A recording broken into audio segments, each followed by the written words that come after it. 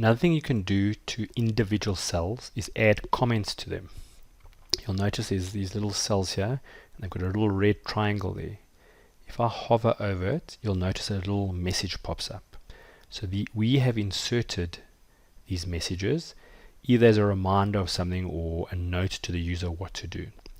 To add a comment, extremely easy. I'll click on a cell, so maybe we want to explain why the waste removal was that much.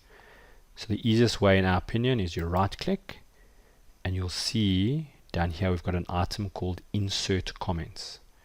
When I click on it, you'll see it pops up, it gives you the username, and we can now put our message. Let's say build twice this month. When we click away, it disappears. When you hover over it, you see it. When you click in it, you see it.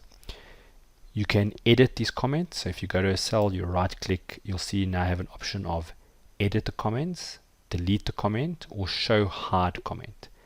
Edit the comment allows you to go back in there. Delete the comment does exactly that. Show hide comments, when we click on it, it decides whether it will always show it. So now when I click away, you'll see I'm always seeing it. So perhaps that one and this one here, when I right click, show hide comments, you'll see those will always be seen. And when you print, you can choose whether you want to have it or not. You can do this again, you don't have to use right click. You'll see in the review tab, there's a whole bunch of options here with comments. So depending where you are, you can edit a comment, delete, go to the previous comment, the next comment, etc.